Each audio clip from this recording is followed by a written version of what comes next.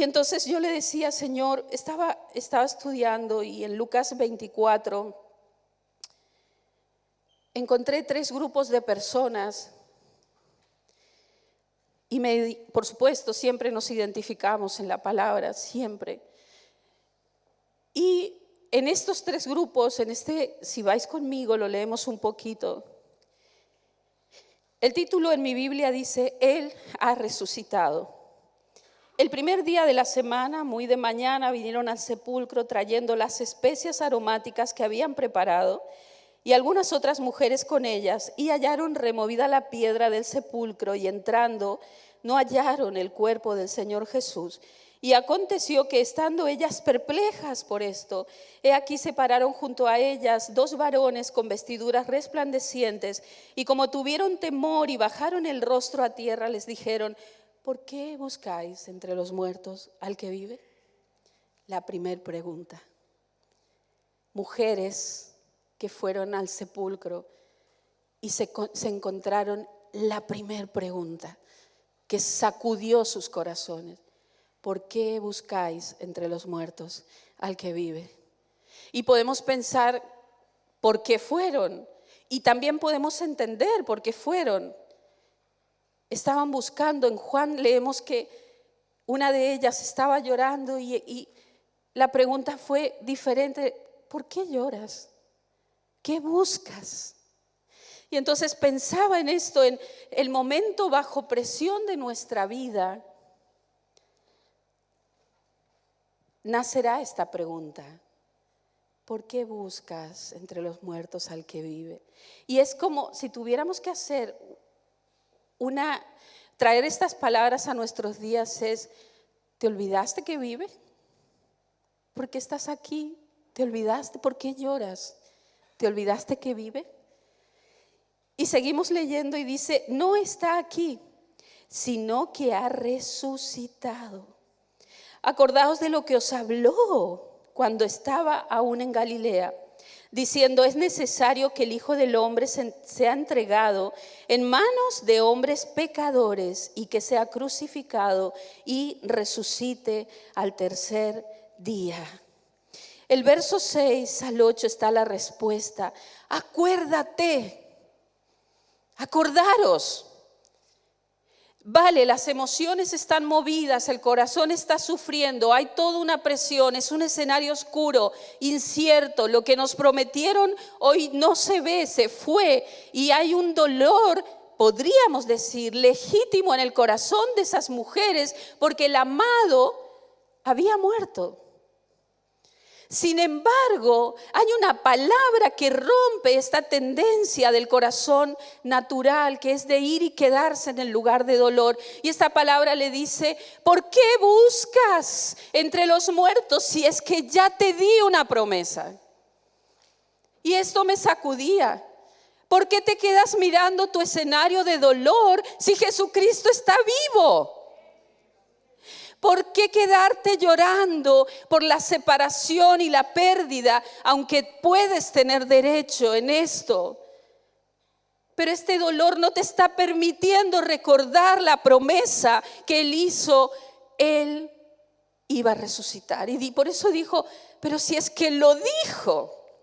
Pasa como las madres cuando le decimos algo a los chicos. Pero si te lo dije y te olvidaste de lo que te dije. El grupo de las mujeres. 3 grupos hay en este capítulo. El primero, las mujeres diligentes, emocionales también. Somos muy emocionales y lloronas. Por eso he llorado tanto este día. ¿Por qué? Y ahí es donde el Señor me cambia un poco el ritmo de la prédica y me lleva a Éxodo 34, 6 y 7. Éxodo 34, 6 y 7. Y dice, Éxodo 34, 6 y 7. Y dice, y pasando Jehová por delante de él, proclamó, Jehová, Jehová fuerte, misericordioso y piadoso, tardo para la ira y grande en misericordia y verdad, Verso 7, verso clave, que guarda misericordia a millares, que perdona la iniquidad, la rebelión y el pecado, y que de ningún modo tendrá por inocente al malvado, que visita la iniquidad de los padres sobre los hijos y sobre los hijos de los hijos hasta la tercera y cuarta generación. Y este es mi versículo poderoso esta mañana. ¿Por qué? Porque cuando nosotros entendemos que Jesucristo vive, nosotros necesitamos entender que el pecado fue derrotado en la cruz. Que la resurrección es la muestra de que el Padre aceptó el pago por el pecado. La dádiva de Dios es Jesucristo para pagar la deuda que había con Él, que era el pecado. Para sanar la llaga que el pecado produce en tu vida, pero también en tu descendencia. Y cuando pienso en este versículo, yo dije, tremendamente poderoso este versículo. Porque yo puedo estar llorando como las mujeres y pensando en preparar las especias para mi amado y no estoy entendiendo que el amado resucitó para visitar mi generación y la descendencia. La segunda, la tercera, la cuarta. Y esa es una verdad trascendental. Y no podemos estar viviendo pensando solo en yo preparé las especias porque el amado. Sí, es válido porque le amaban. Pero era tiempo de visionar, de mirar más allá, de decir yo soy la puerta por la que Él va a visitar generación tras generación. A través de mí Él va a alcanzar mi descendencia y entonces la iniquidad no podrá señorear. Entonces el pecado no seguirá robándonos los hijos. Entonces la mentira no seguirá cegándonos. Entonces en nuestra casa se acabarán los divorcios, en nuestra casa se acabarán los hijos rebeldes, en nuestra casa se terminará lo que estuvo bajo esclavitud. Amada iglesia, tremenda las canciones de hoy, celebrad a Cristo. ¿Qué sería de ti y de mí si no hubiera resucitado Jesucristo? Si el poder del Espíritu Santo no lo hubiera levantado. Si el Padre no hubiera aceptado la ofrenda, ¿dónde quedaría la esperanza? ¿Dónde quedaría la fe del cristiano? ¿Y por qué entonces vivimos como cristianos que no hemos entendido que Jesucristo resucitó? Y que es la dádiva, que es el pago, que Él nos sustituyó. Oh, amados, iglesia amada, celebremos entendiendo. ¿Qué sería de mí? La canción dice, mi miseria termina en la cruz. No por mis méritos, por los méritos de Jesucristo. Mi miseria, la miseria personal que se manifiesta, que sale, que carcome, que nos visita en lo secreto, que se mueve en lugares oscuros de nuestro corazón donde nadie los ve, donde nadie nos escucha, pero está allí. Esa miseria que nos aleja, que nos hunde, que nos salpica, que nos ensucia y que encima nos hace sentir que para qué acercarnos al dador de vida con todo lo que tenemos encima. ¿Sabes? Resucitó para que sepas que eso es mentira. Que tu miseria se expone a los pies de su cruz y puedes ser transformado. Que tu suciedad, sin importar el nombre, puede ser lavada por la sangre. Y si tus pecados fueren rojos, vendrían a ser blanca lana. Por la obra de Jesús, que sí fue potente. Por eso mi prédica se llama una victoria aplastante. Pero sabes, la potencia se desarrolló cuando el Padre dijo, acepto esa ofrenda. Acepto la ofrenda. Hermoso Señor. El primer grupo. El segundo grupo que vemos aquí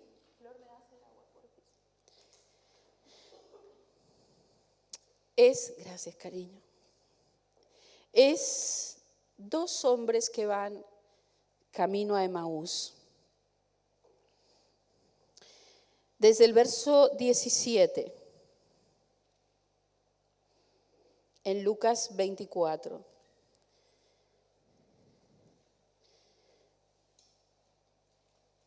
Estos hombres van hablando y están hablando de la realidad. Es que yo amo al Señor porque el Señor no me pide que yo niegue la realidad. No, en medio de la realidad. Ellos van hablando de lo que está pasando y Él viene y se acerca. Y entonces empieza a escuchar. Y les escucha. Y hay una pregunta que Él también les dice, ¿por qué están tristes? ¿Por qué están tristes? Él quería conocer el corazón, aunque ya sabía por qué estaban tristes y ya les conocía. Ellos se estaban volviendo a sus casas porque el maestro había muerto, el Señor había muerto, ellos estaban volviendo a su casa. Estaban de camino, estaban retornando, eran discípulos. Pero el dolor les embargó y olvidaron la promesa. Y estaban volviendo. Y el Señor lo primero que va es a las emociones. ¿Por qué estás triste? Y luego el Señor empieza a hablarles nuevamente de la promesa. Y dice en el verso 27, y comenzando desde Moisés y siguiendo por todos los profetas, les declaraba en todas las escrituras lo que de Él decían. Y aquí hay discípulos y discípulas que podemos estar pasando situaciones muy difíciles en nuestra vida. Y estas situaciones están haciendo que olvidemos que Jesucristo es mi Señor y que vive y que es mi Señor para hacer cosas, para transformar desde la raíz lo que puedo estar sintiendo y viviendo. Y entonces yo puedo ser, y yo he sido, de esos discípulos que sienten el dolor de lo que se está viviendo y empiezan a volver. Voy a casa mejor. Soy discípula, pero empiezo a volver al lugar de las emociones, al lugar donde me siento más cómoda, más segura, donde puedo usar mi derecho. Sin embargo, el Señor les dijo, cuando se los encuentra y les escucha, les dice, insensatos, tardos de corazón para creer todo lo que los profetas han dicho. Y yo he sentido muchas veces al Señor diciéndome, te despistaste, te estás volviendo, te olvidas de la promesa, te olvidas que te dije esto, te olvidas que te prometí y estás siguiendo tus propias emociones porque te estás sintiendo superada o agobiada o añoras aquello que has dejado. Ellos estaban tristes. ¿Cuántos aquí se han sentido tristes por situaciones difíciles que están enfrentando y al final no nos quedamos en Jerusalén, empezamos a volvernos al lugar donde estábamos cómodos o donde estábamos antes? Y en ese camino el Señor va a aparecer en nuestra vida. Porque hay algo que Él no va a hacer y es ser indiferente. Porque su carácter y su esencia no es la indiferencia. Porque Él no cambia, no muda. Él es el mismo ayer, hoy y por los siglos. Él permanece fiel, su carácter es leal, es estable. Él no se guía en inestabilidad.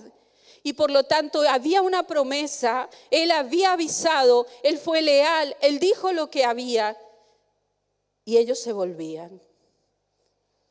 Y si hoy tú estás siendo ese discípulo que está dando sutilmente pasitos hacia atrás, hacia la anterior morada, hoy el Señor te va a animar. Vuelve a recordar mis promesas. De eso se trata. Podríamos cantar de la resurrección todo el tiempo. Podríamos hacer muchas actividades conmemorando, pero si la resurrección no se hace real en nuestra vida, vamos a estar siempre llorando y tristes. Y el punto es, en medio de tu momento de dolor, de preocupación, de ansiedad o depresión, Jesucristo vive. Cuando tienes que decir adiós a etapas, Jesucristo vive. Cuando tienes que dejar y soltar para que Él actúe, Jesucristo vive. Cuando estás agobiado, cuando las cosas no te van bien, Jesucristo vive, vive, vive. Piensa, mujeres, pensad, cuando aquellas que estamos enamoradísimas de nuestros maridos, de nuestros esposos, pensad, qué hermoso es que Él viva.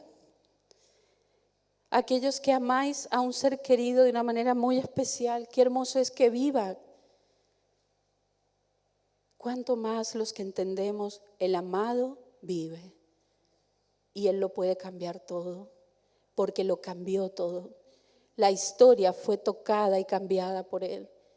No solamente cuando nació, cuando fue anunciado, se gritaba que la historia sería sacudida por Él.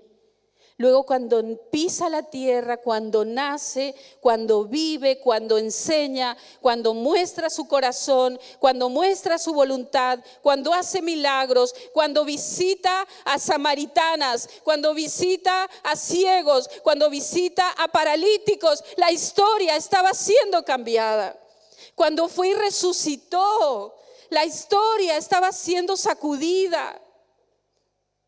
Y luego cuando fue a la cruz, la vía dolorosa, oh Dios, las piedras temblarían porque el Santo estaba cambiando la historia espiritual de todas las generaciones.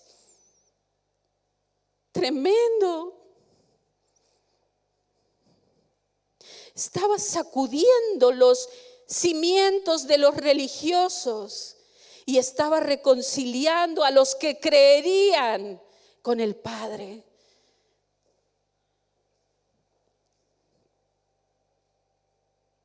Y luego cuando sale de la tumba, no necesitaba que le corrieran la piedra tenía que ser corrido para los testigos. Él podría haber salido. Es Dios mismo levantándose, aplastando la cabeza, habiendo ya tomado el acta que nos alejaba, habiéndola clavado en esa cruz, estaba diciendo: aquí estoy yo. Y el Padre en Colosenses, Pablo nos cuenta y nos dice: el Padre lo levantó en el lugar más alto. Y luego a los Efesios Pablo le dice: y le dio un nombre que es sobre todo nombre. En la supereminencia, en la grandeza, en el poder, en la autoridad que Él recibe cuando Él resucita. Y es expuesta allí su gloria. Él que fue humillado, fue exaltado hasta lo máximo. Ese es tu Señor. Ese es mi Señor. Y entonces, ¿por qué tengo que vivir con grillos de pecado golpeando mi vida? ¿Por qué siento que no puedo dejar actuar a Dios si Dios puede romper cualquier peso de pecado? ¿Por qué puedo pensar que Él no puede venir y transformar cualquier pecado en mi vida? ¿Por qué? ¿Por qué le creo al enemigo que sabe que si te rindes y te arrepientes, se acabó la esclavitud? Iglesia, Jesucristo ha resucitado. Yo viví un domingo de resurrección. Tuve un día muy difícil hace unos meses, un mes atrás o mes y medio. La tristeza me estaba ahogando. He tenido que tomar decisiones muy duras y la tristeza me estaba ahogando. Y ese día Él me dijo: te voy a sanar. Ten tu domingo de resurrección, porque voy a ir al lugar de tu dolor y voy a secar tus lágrimas para siempre. Y os voy a ser honesta, fue toda la tarde, no sé, 6 horas, no lo sé. Solo sé que Él estuvo y enjugó mis lágrimas y me recordó las promesas. ¿Por qué lloras? ¿Te olvidaste que vivo y que tu descendencia, tu familia, tu vida es mía? ¿Por qué lloras? Y hoy te comparto esto. ¿Por qué lloras? ¿Por qué estás triste? Luego el Señor habla y va a Jerusalén y encuentra a los discípulos y les dice: ¿por qué están turbados? ¿Qué les pasa a todos hoy? Pues yo he estado así. Y Él ha hecho lo mismo. ¿Por qué te turbas? ¿Por qué temes? ¿No ves que estoy yo? Y yo hoy te digo a ti: no te turbes, no temas, Él está. Él está. No sé cuántos pedazos de ti se pueden caer, pero Él está para hacer todas las cosas nuevas, nuevas, nuevas. Y esa es nuestra fe. Esa es nuestra fe. Libertad de la esclavitud, libertad del dolor, libertad de la turbación, libertad de la confusión. Y voy a cerrar en 1 Corintios 15, 55 al 57.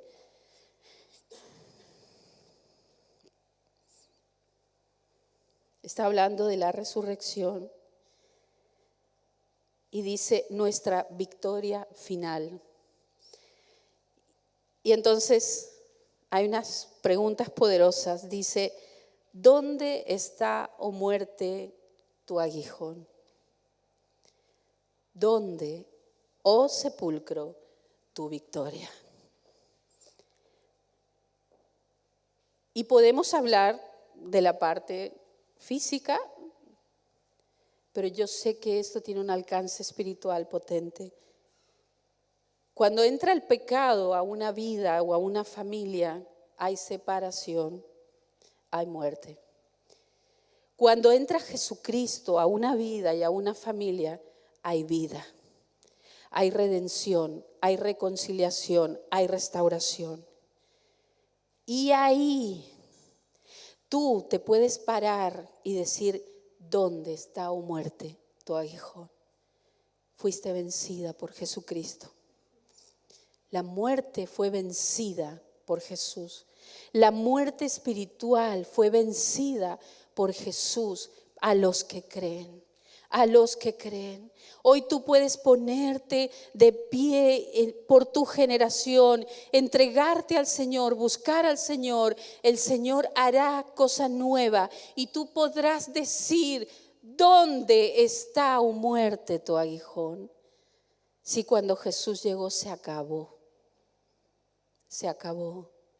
Se acabó el señorío de la muerte sobre ti, sobre tu descendencia. ¿Dónde, oh sepulcro, tu victoria? Ya que el aguijón de la muerte es el pecado y el poder del pecado la ley. Mas gracias sean dadas a Dios, que nos da la victoria por medio de nuestro Señor Jesucristo. Así que, hermanos míos, estad firmes y constantes. Firmes y constantes, creciendo en la obra del Señor siempre, sabiendo que vuestro trabajo en el Señor no es en vano.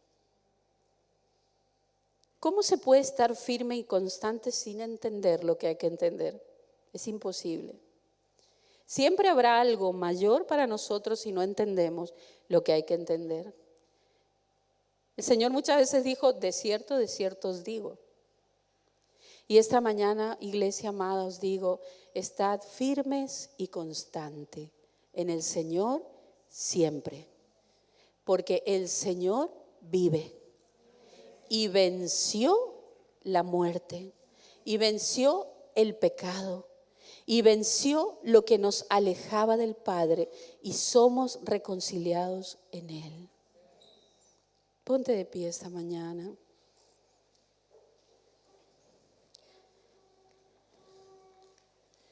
¿Cuántas personas de las que estáis aquí, cuántas mujeres tenéis maridos que no son creyentes? Levanta tu mano, por favor. ¿Cuántos hijos tenéis padres que no vienen a la iglesia, que no son creyentes? ¿Cuántos padres tenéis hijos que no son creyentes? El Señor visita las generaciones para traer libertad. Así que hoy es un grito de victoria y esperanza. Y vamos a orar, porque os voy a decir algo muy importante, no es emocionalismo. Debéis entender que para que Dios alcance, el Señor Jesús alcance vuestras descendencias, necesita entrar al lugar a través del corazón de alguien. Y los que estáis aquí porque habéis entendido que le necesitáis en vuestra vida y en vuestras casas, ¿verdad? Nadie aquí ha venido a contemplar la imagen de nadie. Nadie aquí ha venido porque no tenga nada que hacer en su casa. Nadie aquí ha venido porque esté aburrido. No, los que estáis aquí entiendo que estáis porque hay un anhelo en el corazón de conocer más a Jesús. Entiendo que los que estamos aquí es porque le creemos y la palabra no nos suena a cuento, es verdad para nosotros la palabra, ¿verdad? Entonces, aquellos que son padres, las madres, las esposas, los esposos y los hijos, todos los que estamos aquí, vamos a levantar nuestra mano y vamos a decirle: tú vives para mí y para los míos. Tu victoria aplastante fue para mí y para mi descendencia. Así que si quieres a alguien que diga: heme aquí, aquí estoy. Cuenta conmigo. Cuenta conmigo, díselo. Señor, cuenta conmigo. Cuenta conmigo. Esa fue la actitud del Señor cuando se planeó el plan de salvación. Heme aquí, yo iré. Y hoy nos toca a nosotros decir: heme aquí, yo iré. Yo lo haré. Yo iré, Señor. Yo iré, Señor. Yo iré. Sin reservas, Señor. Sin reservas, sin reservas, sin reservas. Sin temores, sin nada que lamentar. Yo iré, yo iré, yo iré, yo iré, yo iré, yo iré. Y ahora dile: Espíritu Santo, dame las fuerzas. Díselo, iglesia. Sabes, cuando tú hablas, el enemigo se entera. Si lo piensas, no. Pero si lo hablas, tú te comprometes ante Dios y el enemigo se entera que tú te estás comprometiendo. Por eso vas a necesitar al Espíritu Santo, porque la palabra nos enseña que el Espíritu Santo viene para darnos victoria, nos levanta con poder, nos llena. Así que dile: ven, Espíritu Santo, ven sobre mí. Ven sobre mí, no me voy a meter en un terreno que no debo, pero te voy a dar mi vida para que me uses para alcanzar a los míos y a mis vecinos, a los míos y a mi casa, a los míos, a los míos.